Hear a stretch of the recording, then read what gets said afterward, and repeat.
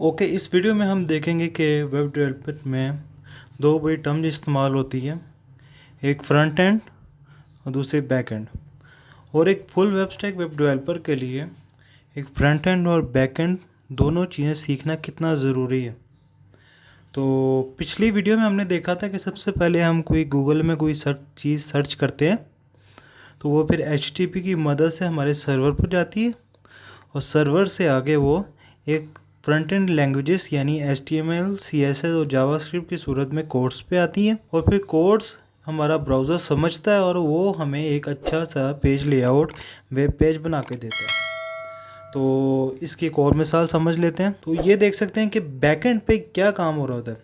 मिसाल के तौर पे जिस तरह हम किचन में बैकएंड में कुछ चीज़ बना रहे होते हैं तो जब वो भी हमें नहीं पता होता कि वो किस तरह बन रहा है, क्या है, वो एक शेफ़ ही बना रहा होता है।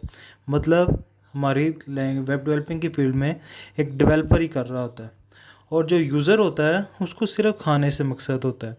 तो वो जब उसके सामने सर्व होता है बड़ा प्यारा सा होके, तो फ्रंट एंड वेब डेवलपिंग की फील्ड में इसको फ्रंट एंड कह सकते हैं।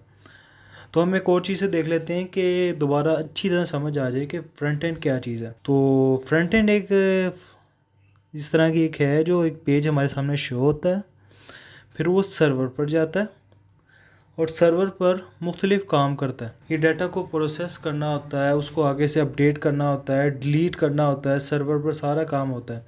फिर सर्वर आगे से उस पर अपना काम करता रहता है।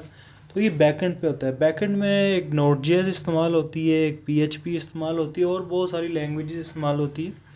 हम इसमें Node.js करेंगे, फिर वो आगे से एक रिस्पॉन्स देता है HTML, CSS और जावास्क्रिप्ट की वजह से और वो हमारे सामने एक बहुत ही खूबसूरत सा पेज लेआउट आ जाता है। तो अब हम नेक्स्ट वीडियो में देखेंगे कि HTML, CSS और जावास्क्रिप्ट का असल में फंक्शंस क्या है, ये किस तरह काम करते हैं और इस पूरे बूट कैम्प में HTML हमारे कहाँ कहाँ इस्तेमाल होगी, CSS कहाँ कहाँ इस्तेमाल होगी और जावास्क्रिप्ट कहाँ कहाँ इस्तेमाल होगी। अस्सलाम वालेकुम।